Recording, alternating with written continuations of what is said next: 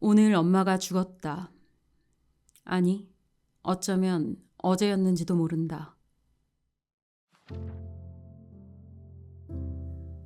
얼마 전에 장례식장에 다녀왔어요. 지인의 부친상이었는데요. 덤덤하게 눈물이 잘 나지 않는다 라고 했던 지인의 모습에서 순간 떠오르는 인물이 있었어요. 바로 소설 이방인 속의 메르소입니다. 까미의 대표작이죠.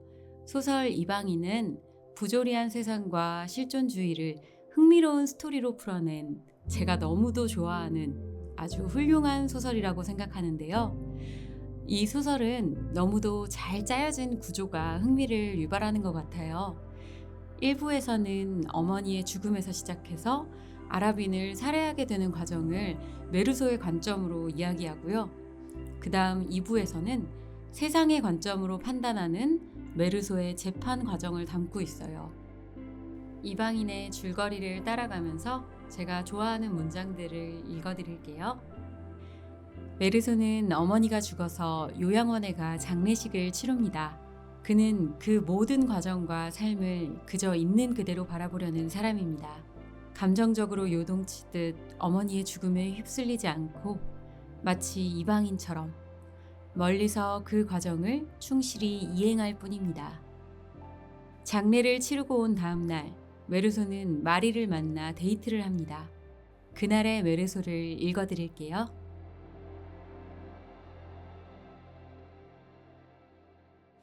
잠에서 깬 뒤에야 나는 이틀 휴가를 냈을 때 사장이 왜 못마땅해 했는지를 알아냈다. 오늘이 바로 토요일이기 때문이었다. 여태 그걸 잊고 있었는데 잠에서 깨어나면서 그 생각이 문득 떠올랐다. 사장은 내가 이틀 휴가를 내면 일요일까지 모두 나흘 동안 쉴 것이라 생각했을 테니 당연히 그게 탐탁지 않았을 것이다. 그러나 엄마 장례식을 오늘이 아닌 어제 치른 게 내 탓도 아니고 어차피 토요일과 일요일은 모두 쉬는 날이다. 하지만 사장의 마음을 이해 못하는 것은 아니다.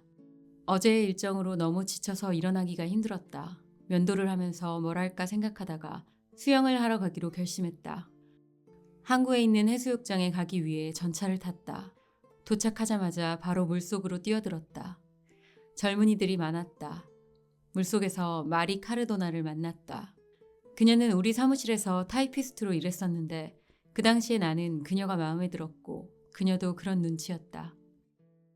하지만 얼마 뒤에 그녀가 그만두는 바람에 만날 기회가 없었다. 그녀가 부표 위로 기어오르는 것을 거들어주다가 그녀의 가슴을 스쳤다.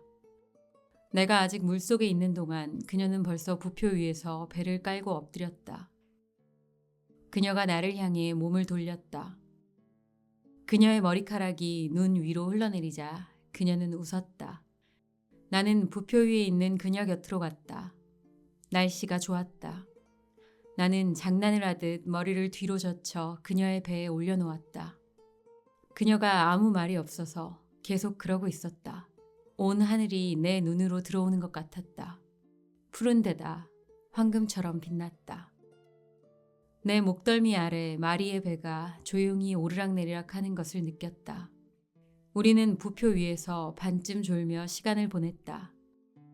햇볕이 너무 뜨거워지자 마리가 물속으로 뛰어들었고 나도 뒤따라 들어갔다. 그녀 곁으로 따라가 허리를 감싸 안고 헤엄을 쳤다. 마리는 계속 웃었다. 당신보다 내가 더 까맣게 탔어요. 둑 위에 올라가 몸을 말리는 동안 그녀가 말했다. 나는 저녁에 영화를 함께 보지 않겠느냐고 그녀에게 물었다. 그녀는 웃으며 페르낭델이 나오는 영화를 보면 좋겠다고 말했다.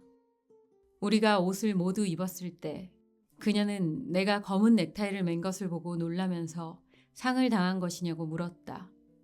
나는 엄마가 죽었다고 대답했다. 언제 그런 일이 있었느냐고 하기에 어제라고 했다. 그녀가 놀라 뒤로 살짝 물러났지만 별다른 말은 하지 않았다. 그건 내 탓이 아니라는 말을 하고 싶었지만 사장에게 이미 그런 소리를 했던 게 기억나 그만두었다. 그런 말을 해봐야 아무런 의미도 없었다. 어차피 사람들은 조금씩 잘못이 있기 마련이었다. 마리는 저녁 때가 되자 모두 잊어버렸다. 영화는 가끔 웃기기도 했지만 전반적으로 너무 시시했다. 마리는 내 다리에 자신의 다리를 기대고 있었다. 나는 그녀의 가슴을 어루만졌고 영화가 끝날 무렵 키스했지만 서투르게 하고 말았다. 영화관을 나와 그녀와 함께 집으로 왔다. 잠에서 깼을 때 그녀는 이미 가고 없었다. 그녀는 숙모한테 가야 한다고 이야기했었다. 나는 일요일을 좋아하지 않기 때문에 오늘이 일요일이라는 것을 생각하자 기분이 나빠졌다. 그래서 침대에서 뒤척이다가 마리의 머리카락이 남긴 소금 냄새를 맡으며 10시까지 내리잤다. 깬 다음에도 여전히 침대에 누워 12시까지 담배를 피웠다. 평소처럼 셀레스트의 식당에 가서 점심을 먹는 게 내키지 않았다. 틀림없이 사람들이 질문을 해댈 테고 그게 너무 싫었기 때문이다. 나는 달걀을 구워 빵도 없이 먹어 치웠다. 빵이 떨어졌지만 가게로 사러 가는 게 싫었다. 점심을 먹고 심심해져서 아파트 안을 서성였다. 엄마가 살아있을 때는 적당한 아파트였는데 지금 내게는 너무 커서 식당에 있던 식탁을 내 방으로 옮겨다 놓았다. 나는 이제 이 방만 쓰며 약간 내려앉은 의자들과 누렇게 변색된 거울이 달린 옷장, 화장대, 구리 침대 사이에서만 지낼 뿐이다. 나머지는 그냥 내버려 두었다. 잠시 뒤에 뭐라도 해보고자 묵은 신문을 펴들었다. 거기서 크리셴의 소금 광고를 오려서는 신문에서 발견한 재미있는 것들을 모아두는 낡은 공책에 붙였다. 나는 손을 씻은 뒤에 발코니로 나가 앉았다. 내 방은 교회 큰 도로가에 있었다. 오후에는 날씨가 좋았지만 보도는 끈적거렸다. 오가는 사람들은 드물었고 그나마 다니는 사람마저 빠르게 걸었다. 가장 먼저 지나간 것은 산책 가는 가족들이었다. 무릎까지 내려오는 짧은 바지에 해군복 차림을 한 두 소녀는 풀기로 뻣뻣한 옷이 거북해 보였다. 그리고 커다란 분홍색 리본을 달고 검정 에나멜 구두를 신은 소녀. 그 뒤로 갈색 비단 원피스를 입은 엄청나게 뚱뚱한 어머니와 키가 작고 굉장히 마른 그들의 아버지가 뒤따랐다. 내게 얼굴만은 익숙한 그는 밀짚 모자에 나비 넥타이, 지팡이까지 짚은 차림새였다. 아내와 함께 있는 그를 보니 동네 사람들이 그를 보고 점잖은 사람이라고 하는 이유를 알 것 같았다. 잠시 뒤에는 변두리에 사는 젊은이들이 지나갔다. 머리에 기름을 반지르르하게 발랐고 붉은 넥타이에다 허리가 잘록한 양복에는 수놓은 손수건을 꽂았고 코가 네모난 구두를 신고 있었다. 큰 소리로 웃으며 일찌감치 전차를 타려고 서두르는 것을 보니 시내로 영화를 보러 가는 모양이었다. 그들이 지나간 뒤에는 길에 다니는 사람이 드물었다. 아마도 곳곳에서 구경거리들이 시작된 모양이었다. 이제 거리에는 가게 주인들과 고양이들 뿐이었다. 길가에 늘어선 무화과 나무 위로 보이는 하늘은 맑았지만 광채는 없었다. 맞은편 거리에 있는 담배가게 주인이 의자를 문 앞으로 들고 나와 거꾸로 타고 앉아서 등받이 위에 두 팔을 얹었다. 조금 전까지만 해도 터질 것처럼 꽉 찼던 전차도 지금은 텅 비어 있었다. 담배가게 옆에 있는 조그만 카페 피에로에서는 웨이터가 텅 빈 가게를 쓸고 있었다. 한가로운 일요일 풍경이었다. 나는 담배가게 주인처럼 의자를 돌려놓고 앉았다. 그게 더 편할 것 같았다. 담배를 2대 피우고 방 안에 들어가 초콜릿을 한 조각 집어서 다시 창 앞에 나와 먹었다. 얼마 안 있어 하늘이 어두워졌다. 여름 소나기가 오려나 보다 생각했다. 그러다 곧 하늘은 다시 밝아졌다. 하지만 구름이 금방이라도 비가 올 것처럼 흐릿한 빛을 깔아놓은 탓에 거리는 더욱 어두워 보였다. 나는 오래도록 하늘을 바라보았다. 5시에 전차들이 요란한 소리를 내며 도착했다. 전차 발판이며 난간까지 매달린 구경꾼들을 교회 경기장에서부터 싣고 온 것이었다. 그 다음에 도착한 전차는 운동선수들을 싣고 왔다. 그들이 들고 있는 가방을 보니 알 수 있었다. 그들은 자기네 클럽이 결코 지지 않을 거라고 목이 터지도록 고함치고 노래를 불러댔다. 몇몇은 내게 손짓을 했다.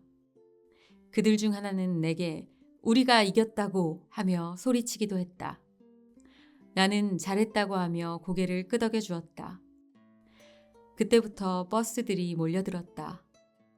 해가 조금 더 기울어 지붕 위로 불그스름한 빛이 내렸다.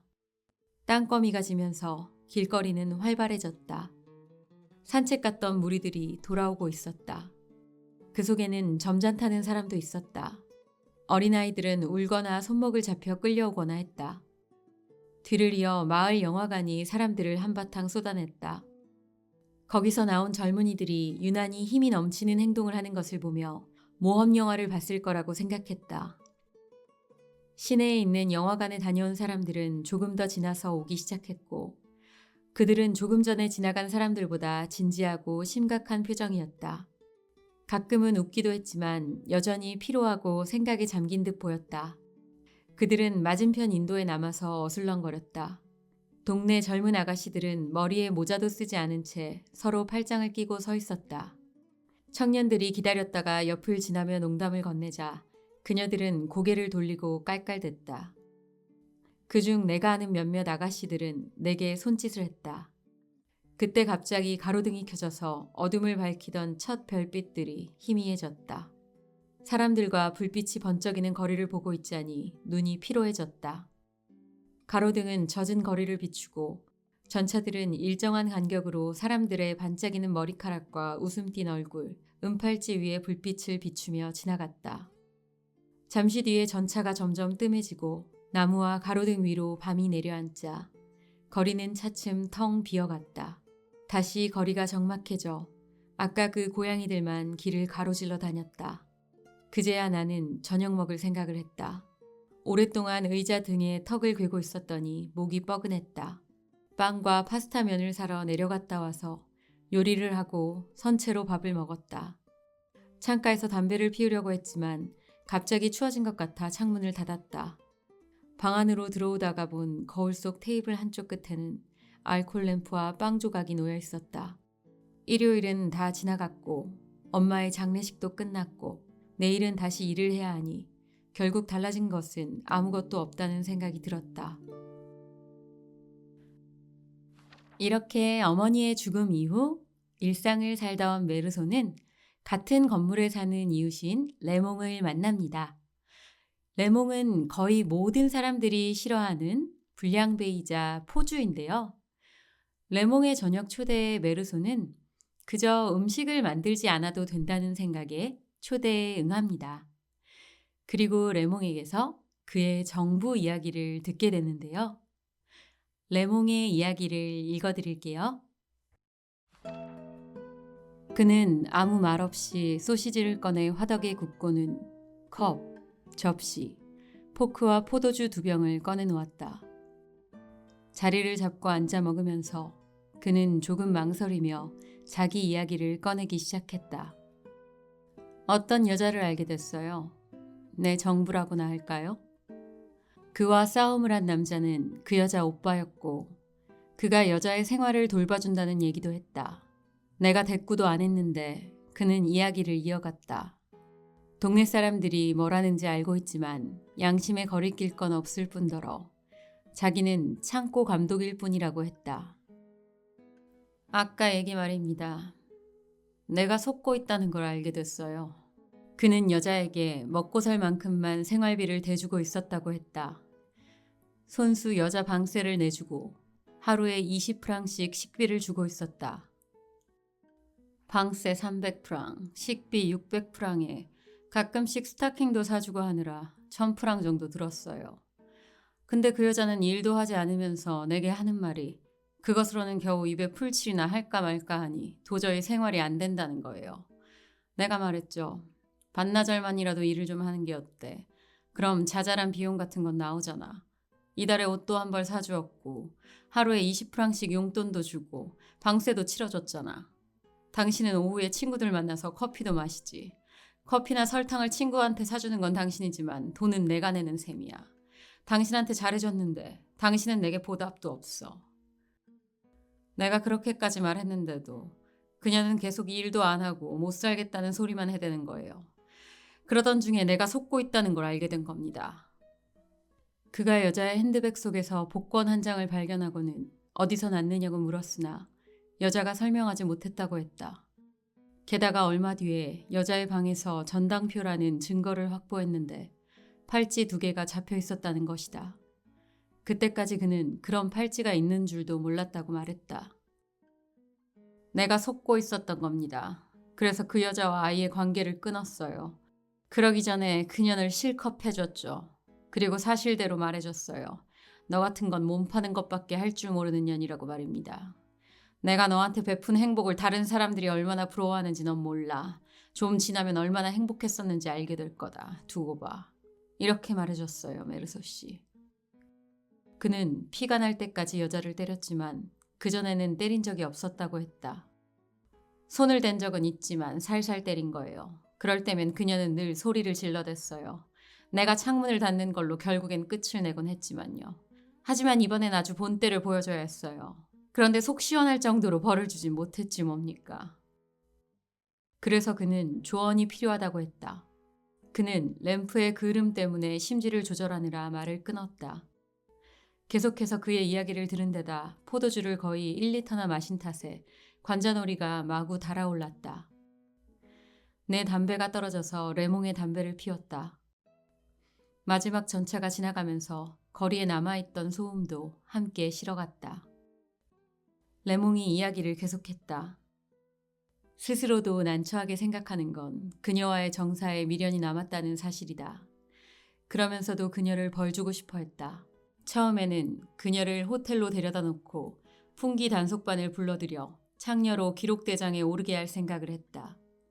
친구들에게도 물어봤지만 딱히 좋은 방법을 찾지는 못했다.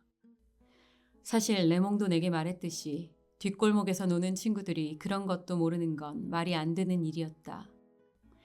레몽이 그런 말을 하니 친구들이 여자 얼굴에 상처를 내는 건 어떠냐고 했지만 그는 그러고 싶지는 않았나 보다. 좀 더 생각해 봐야겠다고 하면서 내게 한 가지 묻고 싶은 게 있다고 했다. 그 전에 자기 이야기가 어땠느냐고 물었다. 나는 특별히 생각해 보지는 않았지만 흥미로웠다고 했다. 자기가 속고 있는 것 같냐고 묻기에 생각해 보니 그런 것 같다고 했다. 그 여자를 응징하는 게 맞을지, 나라면 어떻게 하고 싶을지 물었다. 나는 어떻게 할지는 모르겠지만 그녀를 벌하고 싶은 마음은 이해가 된다고 대답했다. 나는 또 포도주를 마셨다. 그는 담뱃불을 붙인 뒤 자기 생각을 들려주었다. 그는 여자에게 후회와 충격을 동시에 줄 수 있는 편지를 쓴 다음 그녀가 돌아오면 함께 잠자리를 하고 일이 끝나는 바로 그 순간에 그녀의 얼굴에 침을 뱉고 밖으로 쫓아버리겠노라고 했다. 나도 그렇게 하면 그녀가 벌을 제대로 받을 것 같다고 생각되었다. 그런데 레몽은 자기가 생각한 대로 편지를 쓸 수가 없을 것 같다며 나한테 편지를 대신 써달라고 부탁했다. 내가 말이 없자 그는 지금 당장 그 편지를 쓰는 일이 귀찮으냐고 물었고 나는 그렇지 않다고 했다. 그는 포도주 한 잔을 더 마시더니 식은 소시지와 접시들을 옆으로 밀고는 탁자를 정성스레 닦았다. 그는 침대 옆 탁자 서랍에서 원고지 한 장, 노란 봉투, 붉은 나무로 만든 작은 펜대, 보랏빛 잉크가 든 병을 꺼냈다. 그가 여자 이름을 알려줬는데 이슬람 여자였다. 나는 편지를 써 내려갔다. 되는 대로 쓰기는 했지만 레몽의 마음에 들게끔 하려고 애를 썼다. 그렇지 않을 이유도 없었기 때문이다. 그런 다음 큰 소리로 편지를 읽었다. 담배를 피우던 레몽은 고개를 끄덕이며 듣더니 다시 읽어달라고 했다. 그는 아주 흡족해했다. 자네가 세상 물정에 밝은 사람이란 걸 이미 알고 있었네. 처음에는 나한테 반말을 했다는 것을 알아차리지도 못했다. 이제 자네는 내 진정한 친구야 라고 했을 때는 말을 놓았다는 것을 깨닫고 놀랐다. 그는 같은 말을 한 번 더 되풀이했고 나는 그렇지 하며 맞장구를 쳐주었다. 그의 친구가 된다고 해도 별 상관없는 일이었고 그는 정말로 내 친구가 되고 싶어 했다. 그는 편지를 봉했고 우리는 남은 술을 전부 마셨다. 잠시 말없이 담배만 피우며 앉아 있었다. 거리는 조용했고 자동차가 지나가는 소리만 간간히 들렸다. 늦었군. 내가 말했고 레몽도 같은 생각이었다. 그는 시간이 빨리 간다고 했는데 어떤 의미에선 맞는 말이었다. 나는 졸렸지만 일어서기가 힘들었다. 내가 피곤해 보였는지 레몽은 내게 정신을 차려야 한다고 말했다. 처음에는 무슨 소린지 몰랐다. 그는 엄마가 돌아가셨다는 소식을 들었다며 어차피 한 번은 겪어야 할 일이라고 이야기했다. 나도 그렇게 생각했다. 나는 자리에서 일어났다. 레몽은 내 손을 꽉 붙잡고 사나이끼리는 언제나 서로 이해하는 거라고 말해줬다. 나는 그의 방에서 나와 문을 닫고 어두운 층계 위에 한동안 서 있었다. 조용한 건물 층계 아래서 올라오는 습하고 눅눅한 공기만 느껴졌다. 귓가에 울리는 맥박 소리 외에 아무것도 들리지 않았다. 나는 그대로 우두커니 서 있었다. 메르소의 편지는 성공했고 그로 인해 레몽은 여자를 때리는 큰 소동을 벌입니다. 그 후 그 여자들의 가족인 아랍인 남자들이 복수를 하기 위해 계속해서 레몽을 따라다니는데요. 그러던 어느 날 메르소와 마리는 레몽의 초대로 바닷가 별장에 놀러 갑니다. 하지만 그곳까지 아랍인 남자들이 쫓아왔고 그들과 대치하는 상황이 벌어져서 레몽은 메르소에게 자신의 총을 맡기게 됩니다. 그럼 이제 메르소가 살인을 저지르는 부분을 읽어드릴게요. 그는 나를 보자마자 몸을 조금 들어 올리더니 주머니에 손을 넣었다. 물론 나도 우도 속에 있던 레몽의 권총을 찾아 쥐었다. 그는 다시 몸을 젖혀 누웠지만 손은 여전히 주머니 속에 있었다. 나는 그에게서 한 10여 미터쯤 멀찌감치 떨어져 있었다. 절반쯤 눈을 감았어도 이따금 그의 시선을 느낄 수 있었다.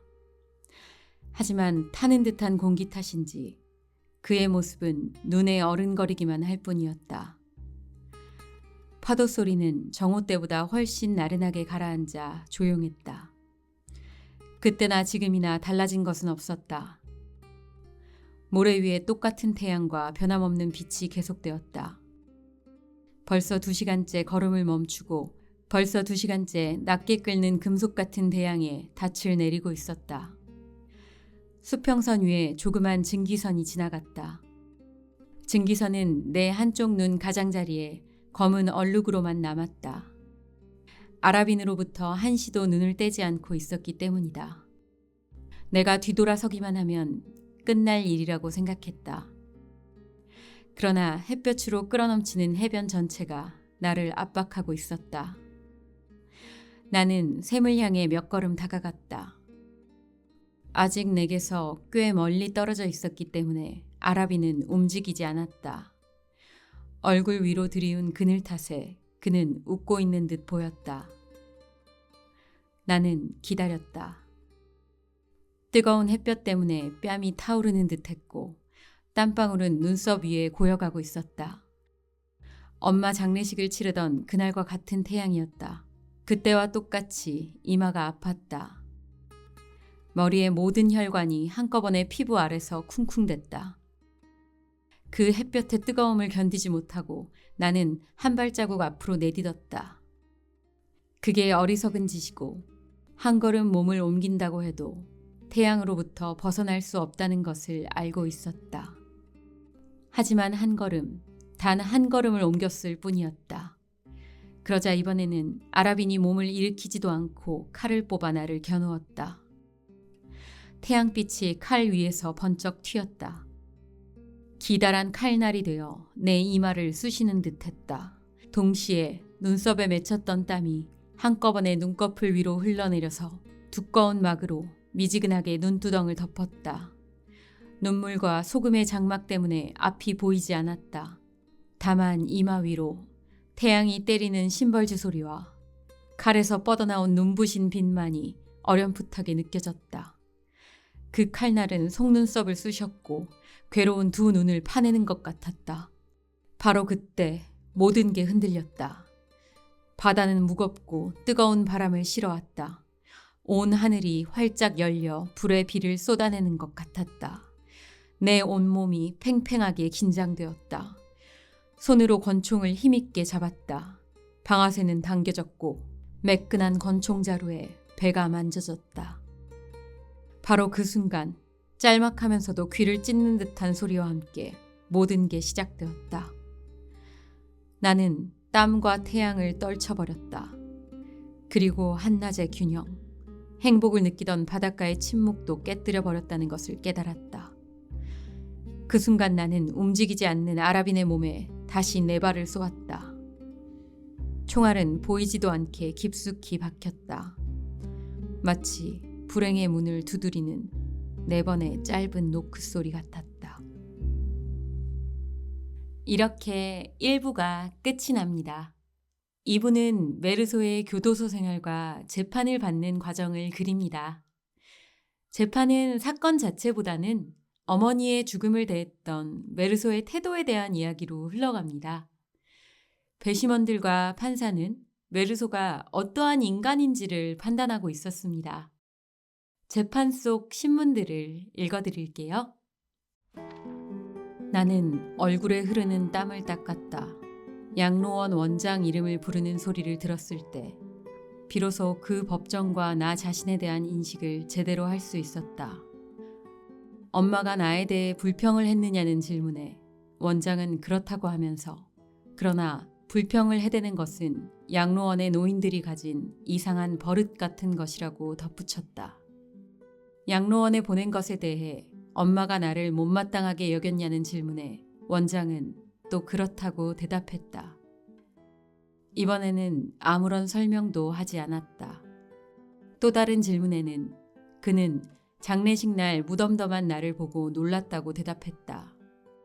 무덤덤하다는 게 무슨 뜻이냐고 재판장이 따져 물으니 원장은 잠시 구두코를 내려다보고 있다가 말을 이었다. 내가 엄마를 보려 하지도 않았고 눈물도 한번 흘리지 않았으며 장례식이 끝난 후에도 무덤 앞에서 묵념도 올리지 않고 곧장 물러나더란 얘기였다. 그를 놀라게 한 일이 하나 더 있었는데 장의사 일꾼 한 사람에게서 내가 엄마 나이도 모르더라는 얘기를 들었다는 것이었다. 잠시 침묵이 흐르고 재판장이 원장에게 여태까지 했던 발언이 모두 나에 관한 것이 틀림없냐는 질문을 했다. 원장이 그 질문을 이해하지 못하자 재판장은 원칙상 해야 하는 질문입니다. 라고 말했다. 그런 다음 검사에게 증인에 대한 질문이 없느냐고 묻자 없습니다. 그만하면 충분합니다. 하고 검사가 외쳤다. 그 목소리가 하도 크고 나를 향한 눈초리가 무척이나 의기양양해서 나는 멍청하게도 여러 해 만에 처음으로 울음을 터뜨릴 것만 같았다. 그 자리에 모든 사람들이 나를 얼마나 혐오하는지 느껴졌기 때문이다. 마리가 증인석에 섰다. 모자를 쓴 모습이 여전히 아름다웠다. 그러나 나는 머리를 풀어헤친 모습이 더 좋았다. 내가 앉은 곳에서도 불룩 솟은 그녀의 젖가슴과 여전히 도톰한 아랫입술을 알아볼 수 있었다. 그녀는 무척 긴장되어 보였다. 우선 언제부터 나를 알았느냐는 질문이 나왔다. 그녀는 우리 회사에서 같이 일했을 때를 말해주었다. 재판장은 우리가 어떤 사이인지 궁금해했다. 마리는 친구라고 했다. 다른 질문을 받은 후에는 결혼을 하기로 한 것은 사실이라고 대답했다. 서류를 뒤적이던 검사가 갑자기 우리 관계가 시작된 것이 언제부터였냐고 물었다. 마리가 그 날짜를 말했다. 검사는 무심한 표정으로 그날은 엄마 장례식 다음 날인 것 같다는 지적을 했다. 그런 뒤 약간 비웃는 말투로 그런 미묘한 상황을 일일이 물어보고 싶지도 않고 마리의 입장도 이해할 수 있지만 자기는 의무상 어쩔 수 없이 예의에 벗어날 수밖에 없다고 말했다. 그러더니 나와 처음 관계를 맺게 된 그날의 일을 간략하게 설명해 달라고 했다. 마리는 말하고 싶어 하지 않았지만 검사의 강요에 못 이겨 해수욕을 한 일, 극장에 갔던 일, 우리 집으로 돌아온 일을 이야기했다. 검사는 예심에서 마리의 진술을 듣고 그날의 영화 프로그램을 조사했다면서 마리에게 무슨 영화를 봤는지 직접 말해달라고 했다. 마리가 무미건조한 목소리로 페르낭델이 나오는 영화라고 말했다. 그 말이 끝나자마자 장내는 쥐죽은 듯 조용해졌다. 검사가 엄숙하게 일어서서 무척 감동적인 목소리로 나를 손가락질해가며 천천히 말했다. 배심원 여러분, 어머니가 돌아가신 바로 그 다음 날 이 사람은 해수욕도 하고 육체관계를 맺는가 하면 희극 영화를 보러 가서 시시덕거리며 웃었던 겁니다. 이상입니다. 여전히 조용한 가운데 검사가 말을 마치고 자리에 앉았다. 갑자기 마리가 흐느껴 울기 시작했다. 그러면서 그게 아니었다고 다른 것도 있었다고 말했다. 자기 생각과 반대되는 말을 하도록 강요받았다는 이야기와 나를 잘 알고 있는데 나는 나쁜 짓을 할 사람이 아니라고도 말했다. 재판장이 손짓하자 서기가 그녀를 데리고 나갔다. 신문은 계속되었다. 내 변호사가 참다 못해서 소매가 다시 흘러내리고 풀먹인 셔츠 주름이 드러나도록 두 팔을 번쩍 쳐들고 외쳤다. 도대체 피고는 살인죄로 기소된 것입니까? 아니면 어머니 장례를 치른 것으로 기소된 것입니까? 방청객들이 웃었다. 그러자 검사가 다시 일어나 법복을 단정히 하고는 존경하는 변호인은 너무나도 순진해서 두 사실 사이에 근본적이고 비장한 관계가 있다는 것을 느끼지 못하는 것이라고 단호하게 말했다. 네, 그렇습니다. 나는 피고가 냉혹한 범죄자의 마음을 갖고 자기 어머니를 묻었기 때문에 피고의 유죄를 주장하기도 하는 것입니다. 검사가 뱉은 이 말은 방청객에게 엄청난 인상을 준 것 같았다. 변호사는 단지 어깨를 으쓱해 보이며 이마에 땀을 닦았다. 그렇지만 그는 동요하는 듯했고 나는 사태가 내게 유리한 방향으로 흐르지 않는다는 것을 깨달았다. 재판은 패정되었다. 법원에서 나와 차를 타러 가는 그 짧은 순간 여름 저녁의 빛과 향기를 느꼈다. 어둑어둑한 호송차 안에서 마치 나의 피곤한 마음 밑바닥에서부터 끄집어낸 것처럼 귀에 익은 소리가 하나하나 들려왔다. 내가 좋아하는 도시에서 내가 행복해하던 어느 시간에 들리는 모든 소리들이었다.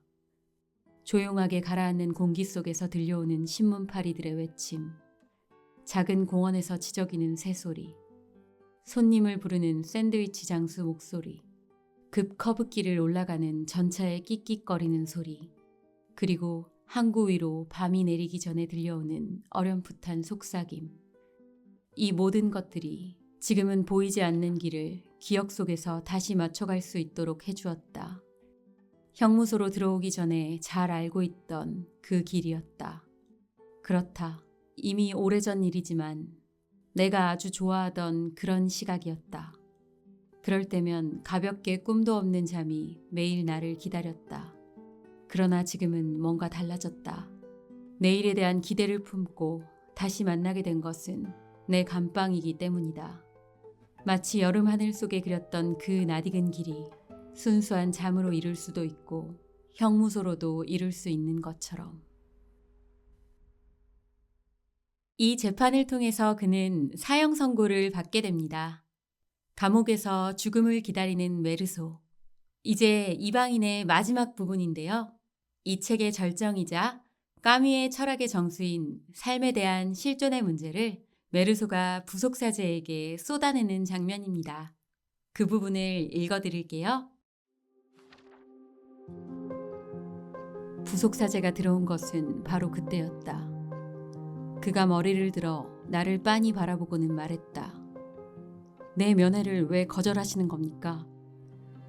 나는 하나님을 안 믿는다는 대답을 했다. 그는 그것을 확신하느냐고 물었다. 나는 생각해 볼 필요도 없다고 말했다. 중요한 문제라고 여겨지지 않았기 때문이다. 그러자 그는 몸을 뒤로 젖히고 넓적다리 위에 손을 쫙 펴서 얹은 채 벽에 기대 앉았다. 그는 혼잣말을 하듯이 사람이란 가끔 자기들이 확신한다고 생각하지만 실제로는 그렇지 않다고 했다. 나는 아무 말도 하지 않았다. 어떻게 생각하시나요? 그가 나를 쳐다보며 물었다. 나는 그럴 수도 있을 것 같다는 대답을 했다.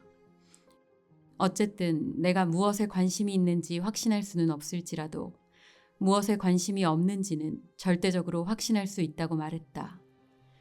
그리고 사제가 내게 말한 것은 내 관심을 끌지 못하는 것이라고 했다. 그는 여전히 그 자세로 앉아 눈만 돌리고는 내가 너무 절망해서 그런 말을 하는 게 아니냐고 물었다. 나는 절망하지 않았다고 설명했다. 단지 두려울 뿐이고 그건 아주 자연스러운 일이라고 설명했다. 그러자 사제가 말했다. 그렇다면 하나님께서 도와주실 겁니다. 내가 만났던 당신과 같은 처지에 있었던 사람들은 모두 하나님께로 돌아갔습니다. 나는 그건 그 사람들의 권리라고 인정했다. 그들에게 그럴 만한 시간이 있었다는 사실을 증명하는 것이었다. 하지만 나는 누구의 도움도 받기 싫었고 무엇보다 아무 흥미를 끌지 못하는 것에 관심을 기울이기에는 내 시간이 부족했던 것이다. 그때 그는 화가 난다는 듯 손을 휘젓더니 곧 몸을 세우고 옷깃을 바로잡았다. 그러더니 나를 친구라고 부르며 말을 걸었다. 내가 사형 선고를 받았기 때문에 그런 식으로 말하는 것은 아니라고 했다. 그에 따르면 우리는 모두 사형 선고를 받고 있다는 것이었다. 나는 그의 이야기를 가로막으며 그건 내 경우와 다르며 그게 위안이 되지는 않는다고 말했다. 사제가 말했다. 그거야 그렇죠. 하지만 당신이 오늘 죽지 않는다고 해도 언젠가는 죽겠지요. 그때가 되면 또 같은 문제가 생깁니다. 그 무서운 시련을 어떻게 견뎌내실 겁니까? 나는 지금과 완전히 똑같이 그 시련을 맞겠다고 대답했다. 그 말을 듣고 그는 일어서서 내 눈을 똑바로 들여다보았다. 그건 내가 익히 알고 있는 게임이었다. 에마뉴엘이나 셀레스트와 그 게임을 자주 했었다. 그들은 대개 먼저 눈을 돌리곤 했다. 사제의 눈길이 흔들리지 않는 것을 보고 그도 게임을 할 줄 안다는 것을 나는 바로 눈치챘다. 그러나 그는 흔들리지 않는 목소리로 말했다. 그러면 당신은 아무런 희망도 없습니까? 당신이 곧 죽어 완전히 없어져 버린다는 생각을 하면서 살고 있습니까? 네, 내가 대답했다. 그러자 그는 고개를 숙이고 다시 앉았다. 내게 불쌍하다고 말했다. 그것은 인간으로서 도저히 견딜 수 없는 일이라고 그는 판단했다. 나는 그가 슬슬 귀찮아지기만 했다. 이번에는 내가 돌아서서 천장 아래로 가 어깨를 벽에 기댔다. 잘 듣지는 못했지만 그가 뭐라고 묻는 소리가 들렸다. 불안하고 절박한 목소리로 이야기하고 있었다. 흥분한 것 같아 나는 좀 더 자세히 들었다. 그는 내 항소가 수리될 테지만 내가 죄의 짐을 지고 있으니 그걸 벗어던져야 한다고 말했다. 그는 인간들의 심판은 아무것도 아니며 하나님의 심판만이 전부라고 했다. 나는 내게 사형을 선고한 것은 인간의 심판임을 지적했다. 그러자 사제는 그렇다고 해서 내 죄가 씻긴 것은 아니라고 했다. 나는 내 죄가 무엇인지 모른다고 말했다.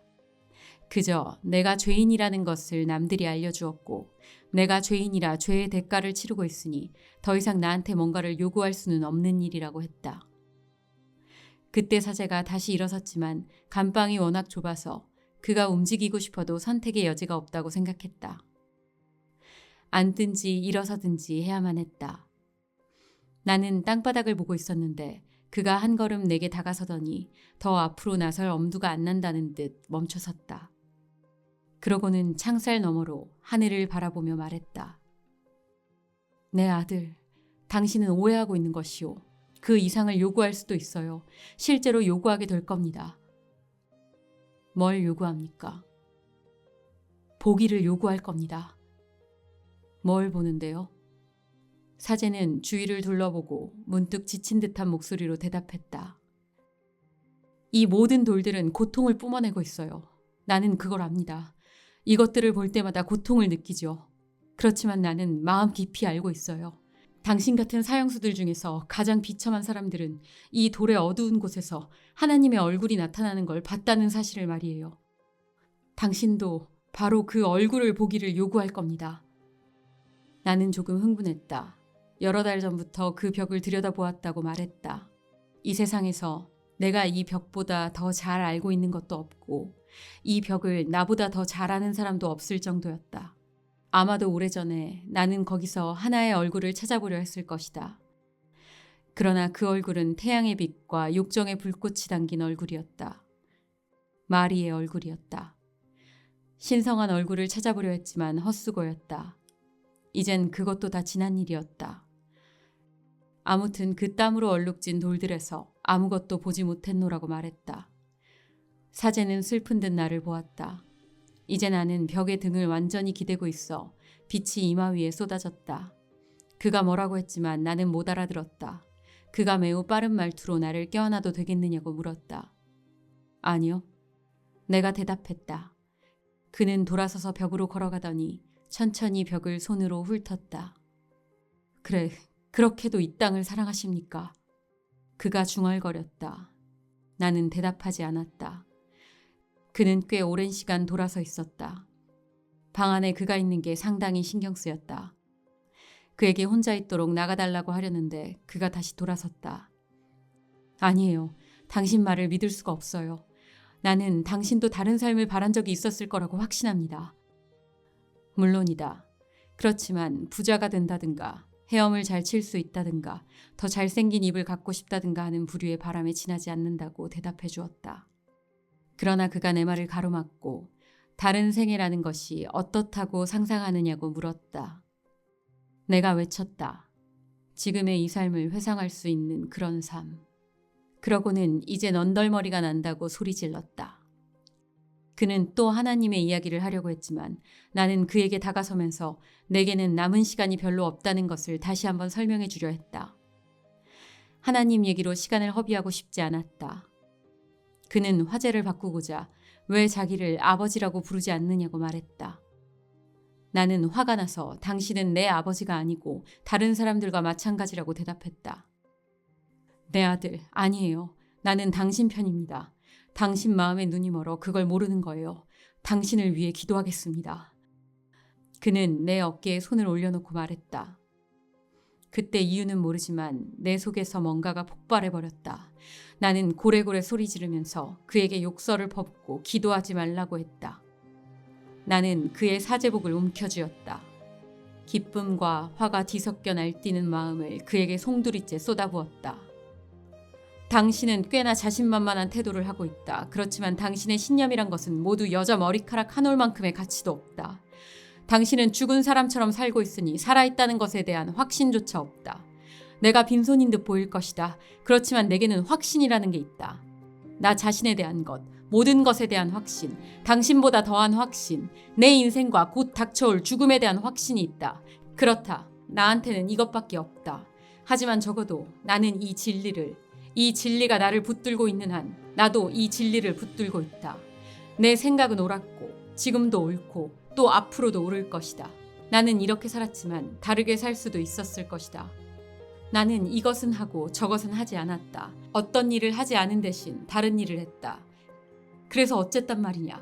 나는 마치 내 정당함이 인정될 이 새벽을 이제껏 기다리며 살아온 것 같다. 중요한 것은 아무것도 없다. 아무것도. 나는 그 이유를 잘 알았다. 당신 역시 그 까닭을 알고 있을 것이다. 내가 그 부조리한 인생을 살아오는 동안 항상 한 줄기 어두운 바람이 내 미래 저 밑바닥에서부터 불어오고 있었다. 그것도 아직 닥치지도 않은 세월을 거슬러서 말이다. 내가 살고 있는 더 실감날 것도 없는 이 세월 속에서 내게 주어진 것은 모두 다 그 바람이 쓸고 지나가면서 아무런 의미가 없는 것이 되어버렸다. 다른 사람들의 죽음이나 어머니의 사랑 같은 것들이 뭐가 중요하단 말인가. 당신의 하나님, 사람들이 선택하는 삶과 운명, 그런 게 다 무슨 소용이란 말인가. 오직 하나의 숙명만이 나를 선택했고 오직 하나의 숙명만이 나를 선택하고 오직 하나의 숙명만이 당신들같이 나의 형제라는 호칭을 쓸 수많은 수혜자들을 선택하도록 되어 있는 것이다. 알아들을 수 있나? 사람들은 누구나 특권을 가진 존재다. 세상에는 특권을 가진 사람들만 존재하는 것이다. 다른 사람들도 머지않아 사형을 선고받을 것이다. 당신 역시 사형을 선고받을 것이다. 살인범으로 고발당했으면서도 자기 어머니 장례식 때 울지 않았다는 이유로 사형을 받게 된다 한들 그게 뭐가 중요한가? 살라마노의 개나 그의 마누라나 가치로 따지면 마찬가지다. 로봇 같은 그 작은 여자도, 마손과 결혼한 파리 여자도, 내가 결혼해주기를 바랐던 마리도 모두 마찬가지로 죄인인 것이다. 셀레스트가 레몬보다 훨씬 낫지만 결국엔 둘 다 내 친구라고 한들 그게 무슨 중요한 문제인가? 마리가 오늘 또 다른 메르소에게 키스를 해준다고 해도 그게 어떻다는 말인가? 이 사형수야, 알기는 해? 미래의 저 밑바닥... 이런 것들을 외쳐대며 나는 숨이 막혔다. 그러나 이때는 이미 사람들이 내 손에서 사제를 떼어내고 나를 위협하고 있었다. 그러나 사제는 그들을 진정시킨 다음 한동안 말없이 나를 바라보았다. 그의 눈에 눈물이 가득 고여 있었다. 그러고는 마침내 돌아서서 가버렸다. 그가 나간 후에 나의 마음의 안정을 되찾았다. 기진맥진한 상태로 침대에 몸을 던졌다. 잠이 든 모양이었다. 눈을 뜨자 바로 위에 별이 보였고 들판의 소리들까지 들려왔다. 한밤의 냄새, 흙냄새, 소금 냄새가 풍겨와 관자놀이가 시원해졌다. 여름의 놀라운 평화가 밀물처럼 내 속으로 흘러들어왔다. 그때 밤의 저 끝자락에서 백고동 소리가 크게 울렸다.